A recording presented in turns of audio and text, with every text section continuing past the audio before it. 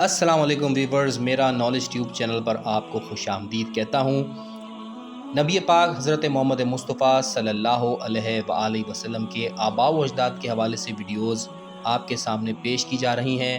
آج کی ویڈیو میں ہم نبی پاک کے فور فادر، جن میں حضرت ہاشم کا نام بہت مشہور ہے، ان کا ذکر کریں گے۔ جناب ہاشم کا نام عمرو تھا اور کنیت ابو نفلہ تھی۔ آپ کے والد عبد مناف اور والدہ عاتکہ بنت مرۃ السلمیہ تھیں۔ جناب ہاشم کو عمر العالیٰ بھی کہتے تھے۔ ایک عجیب بات یہ تھی کہ آپ کے ساتھ ایک جڑواں بھائی پیدا ہوئے جن کا نام عبد الشمس تھا۔ وہ دونوں کچھ اس طرح جڑے ہوئے پیدا ہوئے تھے کہ ان کے پاؤں کا پنجہ عبد الشمس کی پیشانی سے چپکا ہوا تھا، جسے تلوار کے ذریعے سے علیحدہ کیا گیا، جس کی وجہ سے بے انتہا خون بھی بہا، جس کی تعبیر اس دور کے نجومیوں نے یہ دی کہ ان دونوں کی اولادوں میں باہمی خونریز جنگ ہوگی، اور یہ بات بعد میں بالکل صحیح ثابت ہوئی۔ دونوں خاندانوں کے درمیان ہمیشہ جنگ ہوتی رہی، اور اس جنگ کا اختتام 133 ہجری میں ہوا، یعنی بنی عباس جو کہ ہاشمی تھے اور بنی امیہ جو شمسی تھے، ان میں ایسی خونریز جنگ ہوئی جس نے بنی امیہ کی قوت اور طاقت کا ہمیشہ کے لیے خاتمہ کیا۔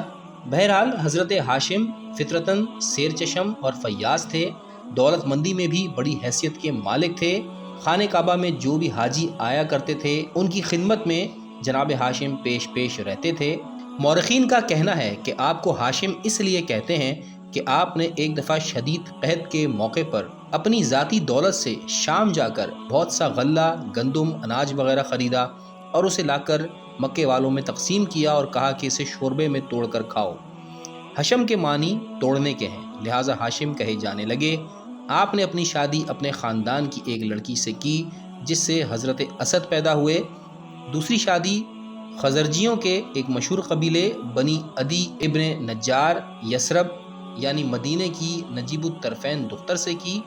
اسی کے بطن سے ایک باوقار لڑکا پیدا ہوا جو آگے چل کر عبد المطلب شیبۃ الحمد سے پکارا گیا۔ عبد المطلب ابھی دودھ ہی پیتے تھے کہ جناب ہاشم کا انتقال ہو گیا۔